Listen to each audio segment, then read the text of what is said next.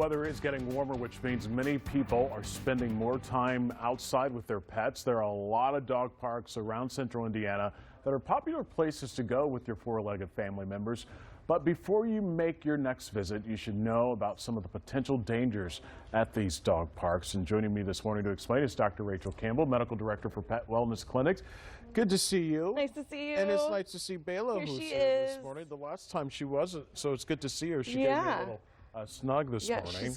There you go. There you go. She's getting a little brave trying to jump down. Getting comfortable. She smells someone's breakfast. Uh-oh. So. Let's talk about these dog parks. Yeah. A lot of people don't know this, but they can actually expose your pet to a lot of conditions. Yeah, so it's something that you go and you want to get your dog some socialization, and you just have to remember that not all those are very well controlled, you know. Right. There's not a lot of screening for some of those places where your dog could pick up things like parasites, worms, you know, from other dogs that maybe haven't had as much protection as yours, as well as different types of respiratory infections and things as well.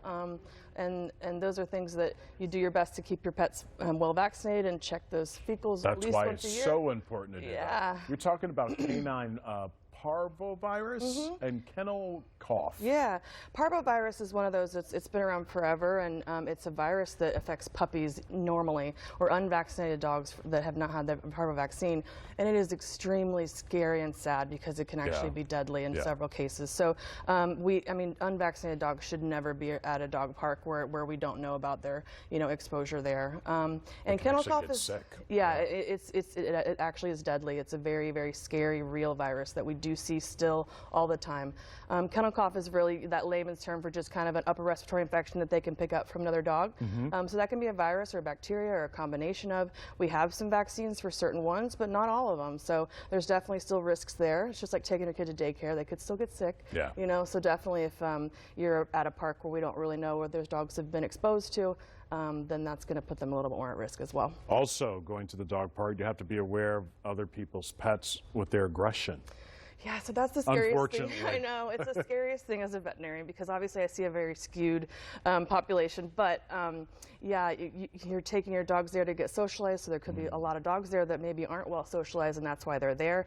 But there's not, you know, there's no lifeguard like, hey, baby, maybe don't smell that. You know, like there's not a lot of again.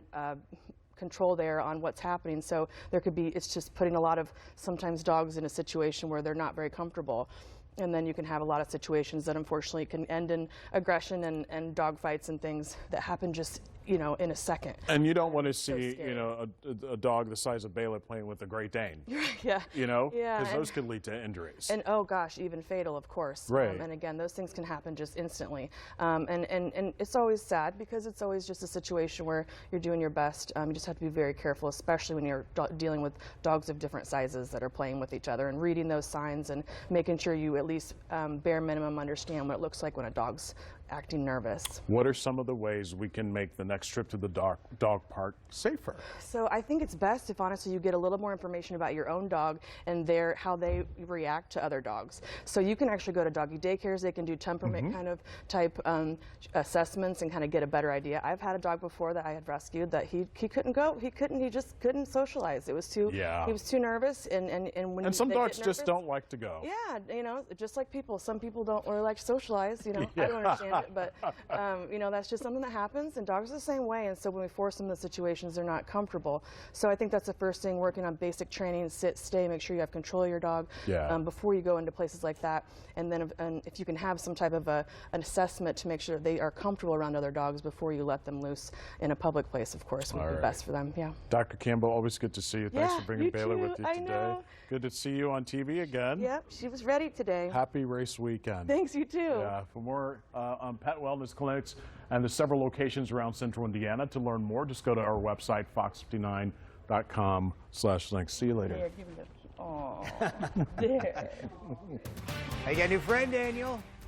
Got a new one, got a new friend.